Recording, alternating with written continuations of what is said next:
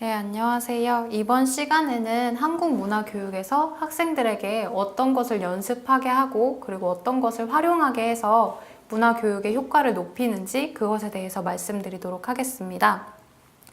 지난 시간에 한국 문화 교육에서 문학 교육이 어떻게 이루어지는지에 대해서 김소월의 시를 이용해서 이야기해 보았는데요. 그때 국어 교육과 한국어 교육, 한국 문화 교육이 어떻게 다른지 그리고 어떻게 했을 때 문학 교육이 좀 더 의미 있게 다가갈 수 있는지에 대해서 말씀드렸습니다. 제가 지난번에 5강에서 말씀드릴 때 제가 준비했던 교환에 연습이 없었기 때문에 연습에 대해서 따로 말씀드린다고 얘기했었는데요. 지금이 바로 그 연습에 대해서 이야기하는 시간입니다. 그때 PPP를 이용해서 5개의 단계를 이용해서 문화 교육이 이루어진다고 말씀을 드렸는데요. 그 중에서 거의 마지막에 해당하는 연습과 활용이 바로 오늘 다루는 주된 내용입니다. 연습 같은 경우에는 우리가 영어 공부를 할 때를 편하게 생각해 보시면 되는데요. 한 가지를 배웠을 때 그것을 끊임없이 연습해 보고 그것을 실생활에서 대화처럼 연습해 보는 것이 활용이라고, 실생활과 연결됐을 때 같이 있어지는 연습을 활용이라고 한다고 말씀을 드렸었습니다.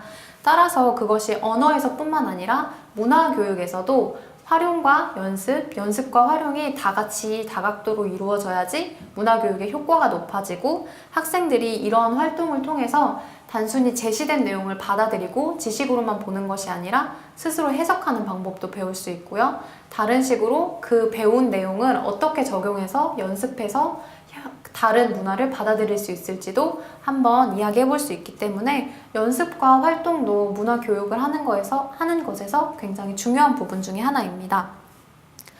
연습을 나누는 것은 굉장히 다양한 방법이 있는데요. 그 중에서 제가 이야기하고 싶은 부분은 교실 상황, 그러니까 학습 장소가 한국일 때와 한국이 아닐 때입니다.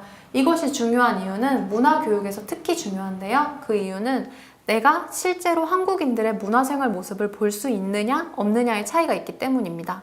만약 내가 한국 문화를 배우는데 한국인들이 길을 갈 때 어떤 식으로 행동을 하는지, 버스를 탈 때 어떤 문화를 가지고 있는지, 그런 것들을 눈으로 실제로 볼 때와 그것들을 책으로 배웠을 때 혹은 말로 접했을 때는 단순히 이해가 가지 않겠죠.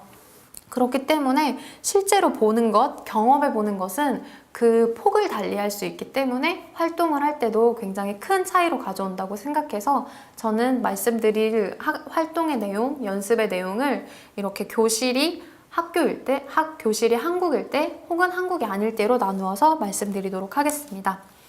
학습 장소에 한국인이 없는 경우, 그러니까 한국이 아닌 경우를 생각해 보면 모든 연습과 그리고 실생활과 연결되어야 하는 활용조차도 모두 교실에서 하나의 상황극처럼 그렇게 가정에서 이루어질 수밖에 없다는 단점이 있는데요.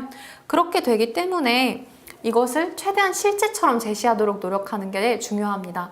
그래서 저희 교수님께서 혹은 제가 들었던 다른 한국 문화 교사분들의 이야기를 들어보면 실제로 한국에서 발행하는 출판물들, 그러니까 신문이 될 수도 있고요, 잡지일 수도 있고, 하다못해 배달 메뉴판, 달력, 버스 시간표, 그리고 극장표, 이런 것까지 가져가서 학생들에게 실제적으로 어떤 식으로 이런 것들이 이루어지고 있는지, 영화관에서 어떤 식으로 표를 받아야 하는지, 그리고 표를 가져다 주고 지금은 이것이 어플로 변화해 가고, 이런 식의 문화 현상을 최대한 반영해서 실생활을 보여주도록 노력한다고 말씀을 하시더라고요.